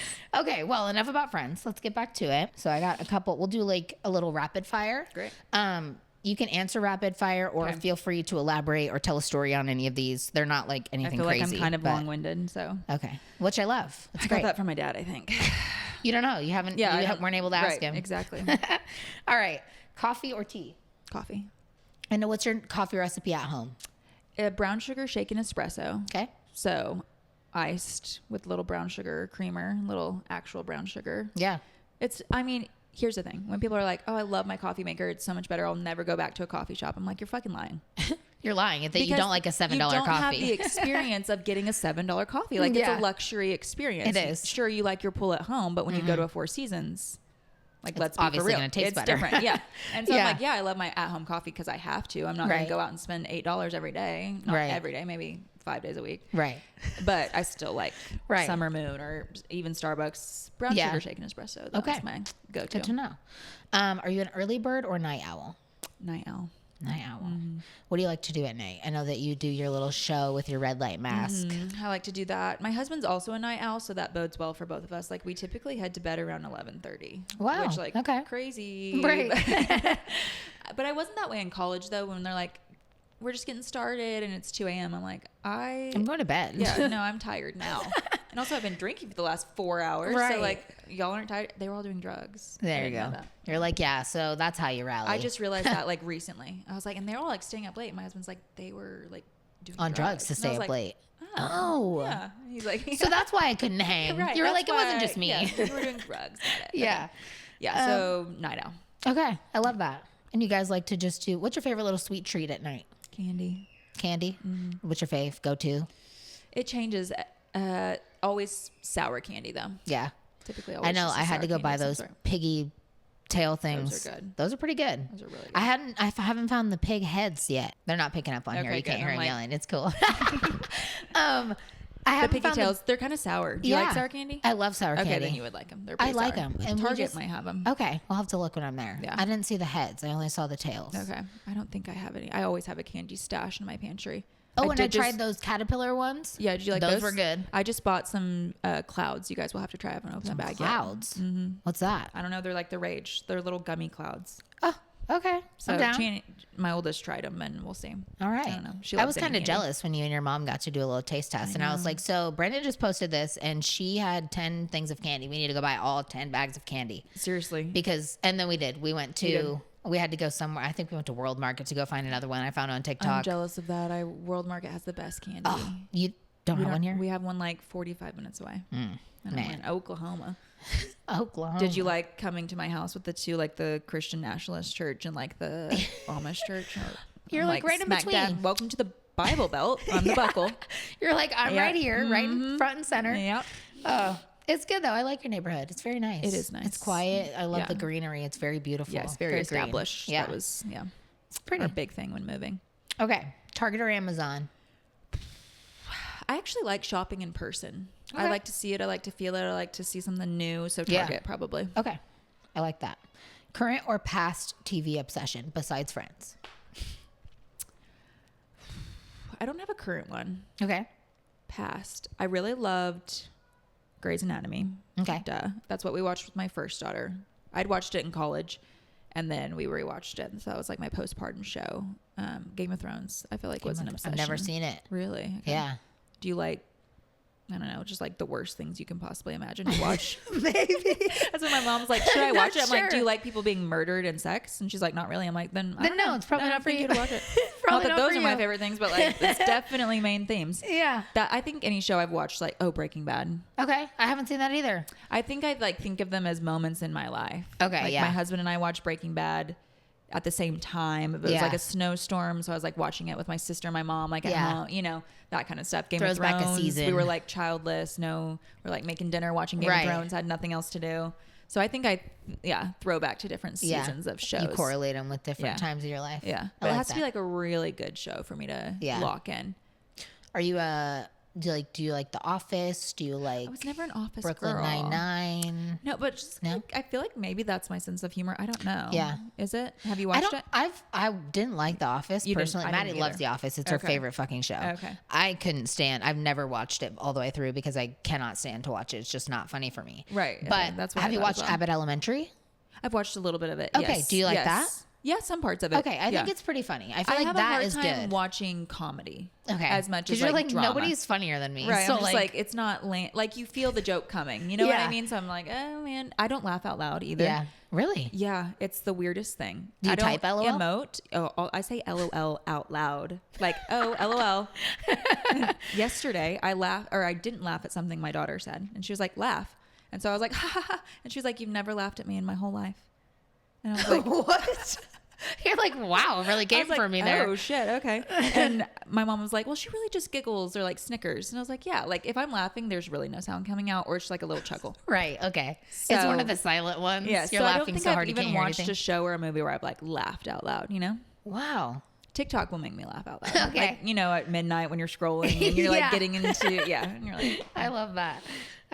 Okay. So no current, but a couple past ones. What's your most used emoji?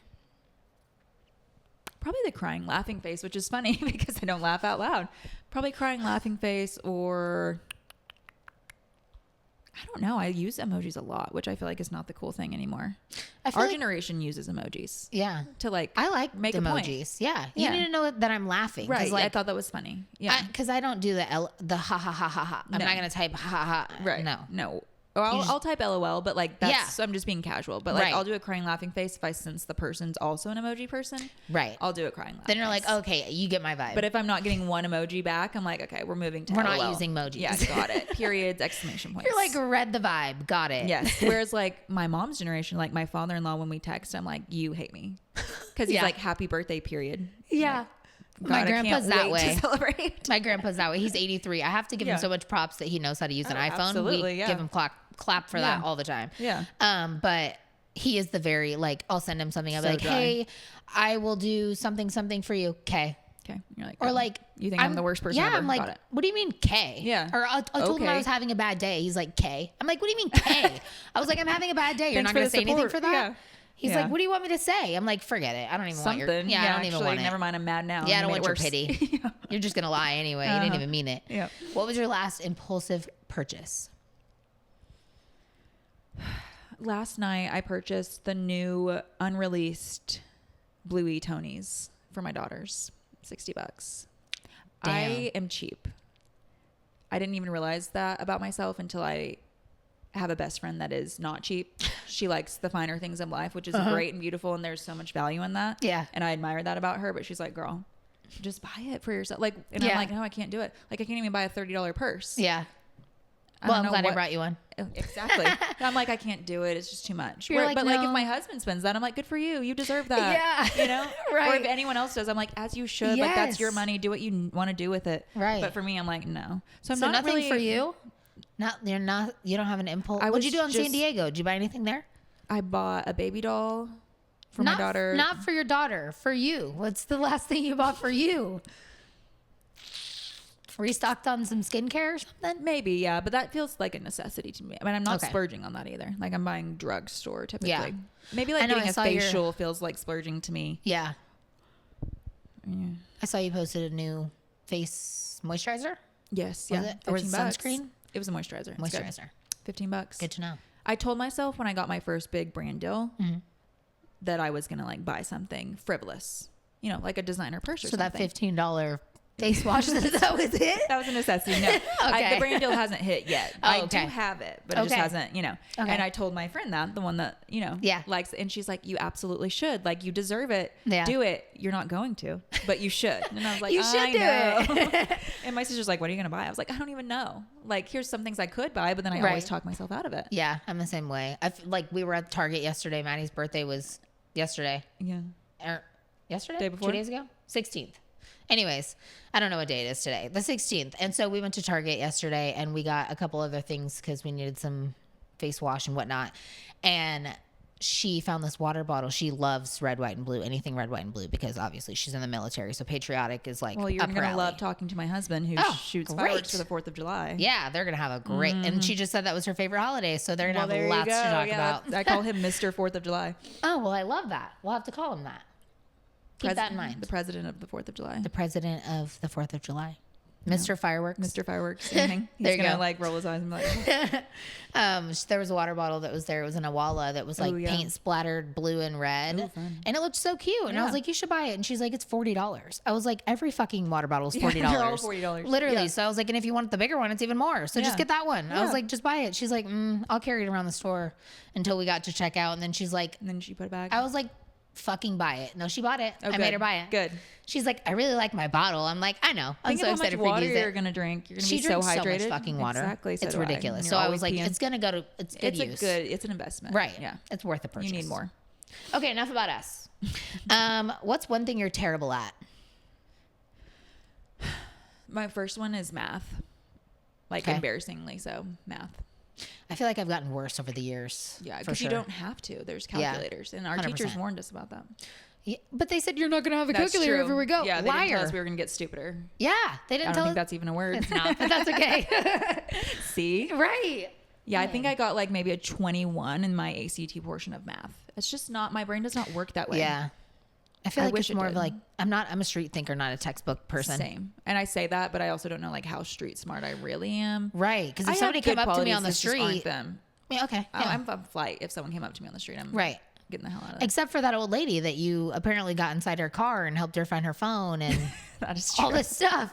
And then after you had said that, you posted that video. And I had told Maddie, I was like, oh, she just sent me her address. This is how far it is. And she goes, she sent you her real address? I was like, yeah, I need to tell her not to do that for other people. Like, yeah, I'm cool because I have a podcast, but don't send your address to other people on social media. I know. My husband's like, what? I know. Because someone found my address. I didn't give it to him. They just found it and messaged me like anonymously.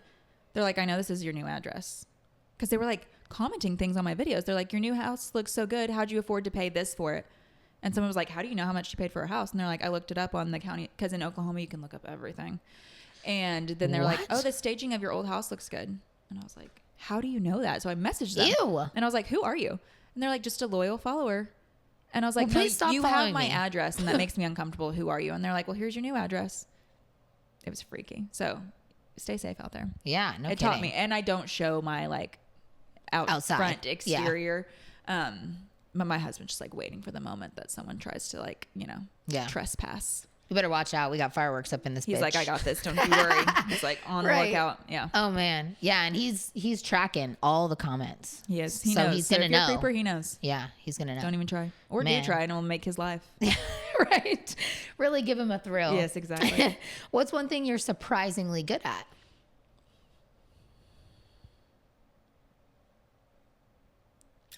Surprisingly good at. I don't think I talk about this a lot, but like I am a fairly decent singer. I fucking knew you were going to say some shit like this. Like, bitch, can you not? She looks like that. She fucking sings. You're funny naturally. You're like, get real. Are you kidding? It's the opera singer from your of dad? My father. Yeah. I think if I like tried harder, I could be actually like pretty good. Like I had solos in high school and like college shows and things like that. I have a decent voice, and that's how my husband and I met. Is we led worship together at church. Aww. You know, so cute. Do you guys still go to church? No, we don't. Are you still like religious, or you guys have kind of like phased that out? I don't think you would consider us religious. I think, and I won't speak for his belief system, I'm very much like figuring out what I think is the truth, and truth subjective. No one really knows. Right. And what I learned growing up, I think even growing up in the church as a kid, I was like, that feels crazy. Yeah. Like Noah's, you know, learning about Noah's Ark, and they're like, and this happened. Yeah. And I'm like, how? Right. You're like, you're telling me that he parted the sea. Right. Huh? But like, I've also been to Israel and Jerusalem and Bethlehem and all of those places, like physically. So I'm like, okay, a lot of the Bible is history. Like this stuff did happen. I'm seeing it, you know? Right. So it's like, as an adult, coming to terms with what do I actually believe is true and does what really matters. Right. You know, like that one comment that lady left on my thing, like, aren't you worried about your kids' salvation? And I'm like, I'm not actually. I'm worried about the life they're living right now on earth with me. I'm not worried about if they're going to burn in hell, because they're not. Yeah. I believe that to be the truth. Like, and if we're burning in hell, then like my husband's like, maybe we're already in hell. Yeah. Like, you don't know. Yeah. Like, I feel like it's how you live it sometimes. Yeah. And so I think I've had a lot of negative experiences with the church, not even just after my dad died. It was very just like weird, but I never like loved going to church even when I was a kid. Okay. So it's just not really my vibe. And that's nothing. My brother-in-law is a Methodist minister now. Okay. So it's like, I fully support people doing that. And I want my children to learn about different religions, whatever, you know, they want to learn. I'm just not particularly religious. I like having, once again, the freedom to do what I want, think what I want, say what I want. I don't like parameters. Like I just don't. Yeah. And so feeling like I couldn't say fuck because I was at church is just like not, you know. You're like, this isn't going to work for me. Yeah. Actually, I don't belong here. Right. You're like, this isn't it. It's so funny because now people that like went to church with me are probably like, oh my God, like she says fuck. Like, I'm like, I always wanted to say that. Right. Like maybe I was saying it when I wasn't there. Exactly. What is your favorite comfort food? Probably wings, like hot wings of some sort.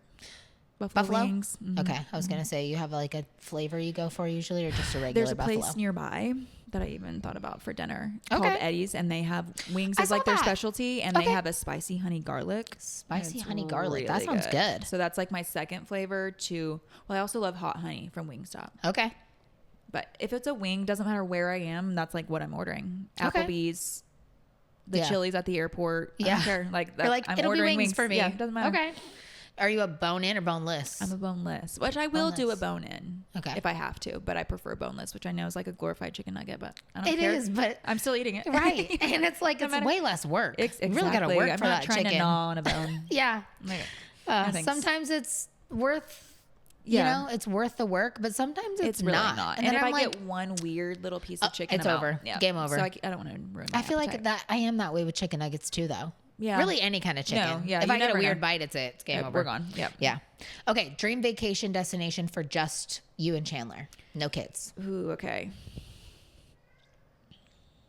I would love to travel Europe with him. And I know Europe can be a vacation, but Europe is definitely like travel. Yeah. Esque. And I've been to, my mom took my sister and I both to Austria. That was like her dream trip. Wow. She loves the sound of music. Oh my gosh. It's like her favorite movie ever. So after my dad died, we went to Austria and did like Switzerland, Austria. We took 2 different trips, all those different places. And it was so much fun.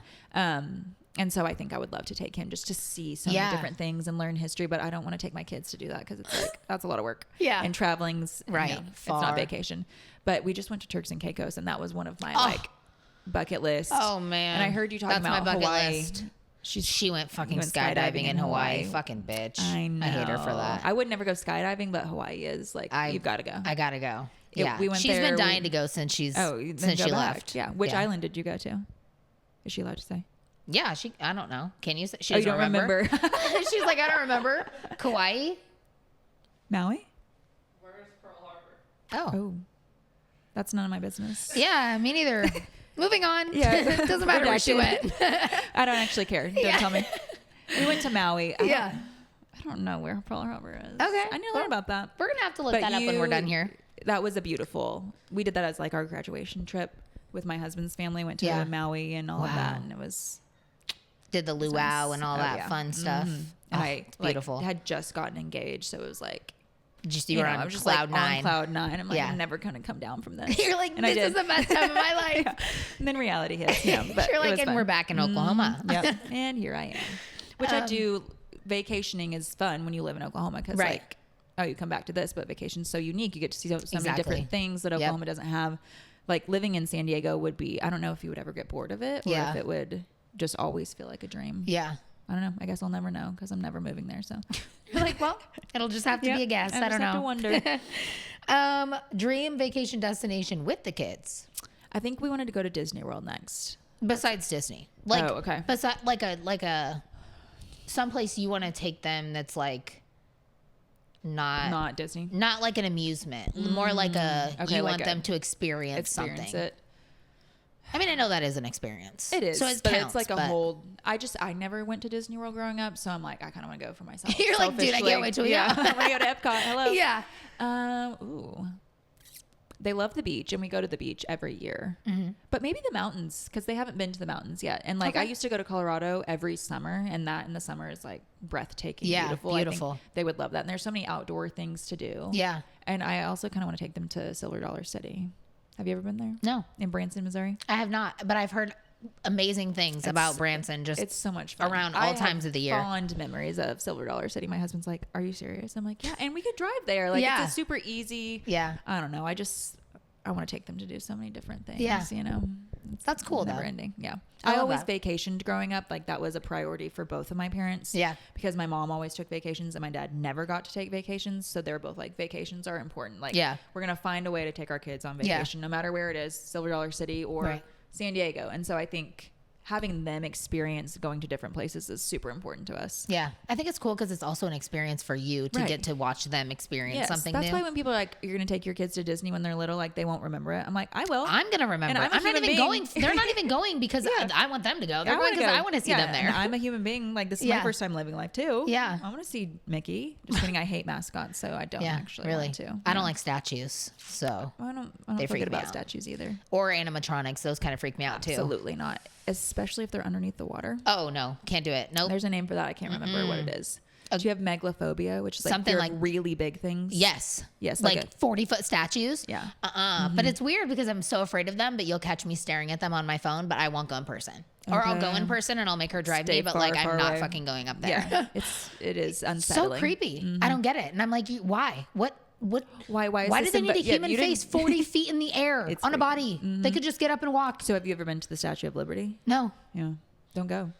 She's like, you ain't gonna like it. It's not for you. Wouldn't suggest it. You can't go into it anyways, I don't think, anymore. Oh. I don't know that I want to go in it. I don't think so. We just drove by it on a ferry. That was one of our big destinations in New York City when I was a kid. Cool. I got to see the sights. Pre-father death.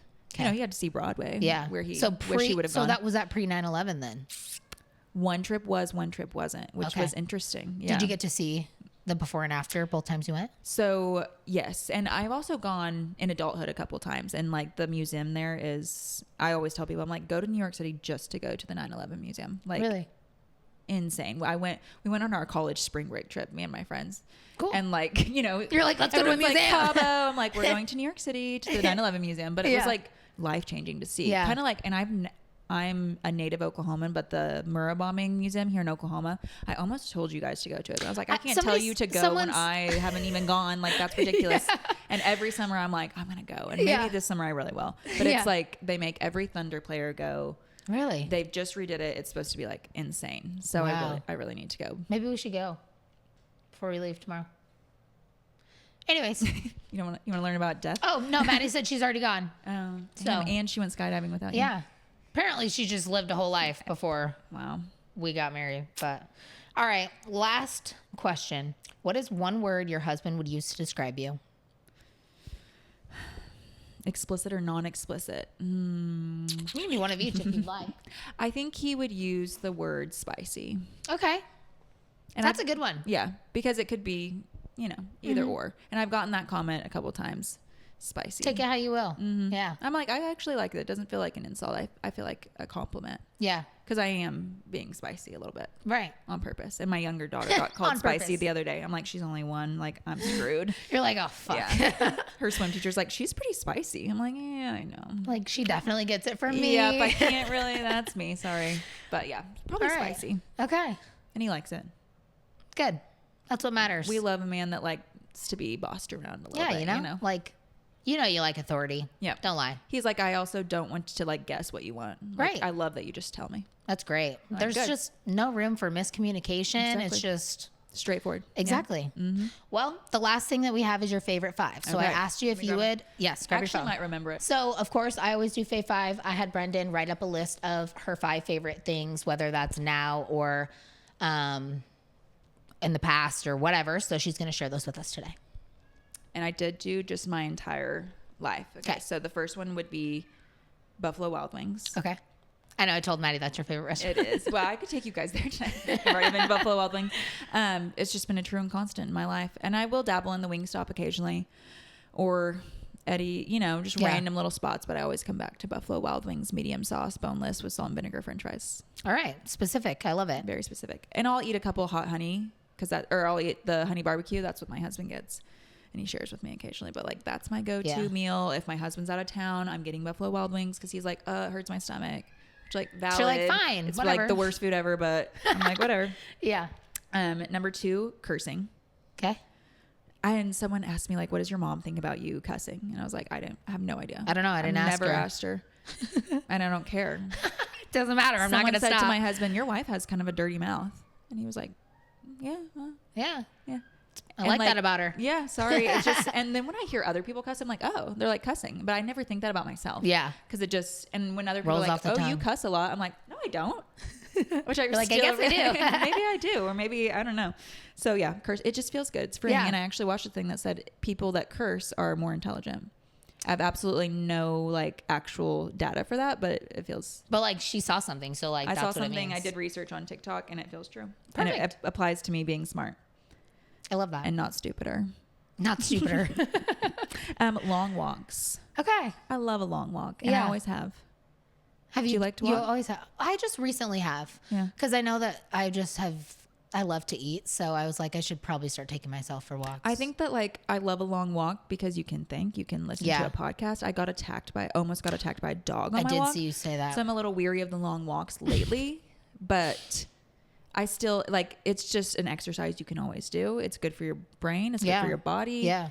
I can do it almost anywhere. Like when we go on vacation, I can take a long walk around the neighborhood we're staying in. Yeah. And so I think that's what I'm like and you can do it when you're old. Right. Like everyone needs to be walking. And they say TikTok, 10K is no longer the number. So you don't have to get 10K, 7 to 8K. Okay. Good to know. Candy. Okay, yes. Sour candy. Even when I was a kid, I'm like, I'm going to the candy store. When I was in San Diego, I spent $60 on candy. That was like the most amount of money I'd spent the whole time I was there. So always So that's your impulse purchase. There we go. You bought $60 of candy. I got Swedish candy. I got candy for my daughter because she Swedish also loves candy. Okay. It's good. It's expensive though. It's like $20 for one bag. My friends were like, how'd you spend $60 on candy? I'm like, they're upcharging it because everyone wants to buy it. It's all bougie now. Yeah, exactly. So candy. And then my last one would be making men uncomfortable. It's one of my top 5 favorite things to do in life. I love that. And I always have. And more people should do that. They should. More people should try to make men uncomfortable. I agree. Like when they say some stupid shit. Call them out. Yeah. Don't laugh. That was not funny. Yeah, literally. And I've always, like, even my dad, I loved making him uncomfortable, like just pressing back a little bit. And all the men at church are like, smile. No, absolutely not for you. No, you're gross. And don't weird. tell me what to do. And your ears are huge, by the way. You're like, and I'm not smiling about that. Okay. And so I've done it intentionally. I do it unintentionally. It's just like something that brings me joy. Good. I like that it's unintentional, that it just I happens don't even know for you. sometimes they're like, oh, and I'm like, what? I'm just like existing. And that makes you uncomfortable, I guess. Sorry. Yeah. So I love that. Yeah. All of those things. I feel like my grandpa is the same way. He's always been like, anytime I needed money for like tampons or something, I'd be like, I need a new bra. Or I need a tampon. How much? I don't want to talk. I'm like, oh, good. I'm not uncomfortable. $50, please. Hand it over. Yeah, tampons are $50 these days. You know that? He thinks everything's $10. I'd be like, oh, I'm going out to eat with my friends. $15, okay? I'm like, well, we're going to a steakhouse. Try 100. Yeah, I'm like, I'd probably just get some bread with that money. $15 I can maybe tip. Probably not even. Yeah, I can't even tip for everybody else eating. Yeah. That's not even enough. Yeah. The price but I love of rice. that. I love that that's just one of your favorite go-tos. It's a good pastime. It is. It awesome. Really is. Well, thank you so much for being here today. Course. Thank you for having me. Of course. I feel like I appreciate just talked about myself, but I think that was the purpose, right? It was the purpose. Okay. And I'm so grateful for it. So thank you so much. I'm going to ask you about you at dinner. Oh, boy. So now my next interview. Yes, exactly. Switch. Right. And now we will switch. Well, thank you so much. Yes. I can't wait for us to talk at dinner, and I can't wait for all my little corner of the internet. So not very many people, but can't wait for them to get to know you, because this has been great, and I love your content. And where can people find you? At Brenden_cook on TikTok, and Brenden __ cook on Instagram. And if you have the one that's just one underscore, please message me so I can find you, because the fact that they don't match kills me. I'm like, 2 underscores? That's so annoying and stupid. So, or if you have just at Brenden Cook, there you go. I would love that. You're like, if you want to pass that over, just let me know. But if you just look up Brenden Cook, you can probably find me. All right. I'll make sure to tag you in the description. There's not a lot of Brendens out there, like I said. 2 E's, not 2 I's. Brenden. Just so you know. I will link it so that way everybody can find you. Perfect. And I will do some little clips so we can both post some stuff from this. Awesome. Thank you guys so much for being here today. And I hope you enjoyed our episode, and we'll see you in the next one. Bye.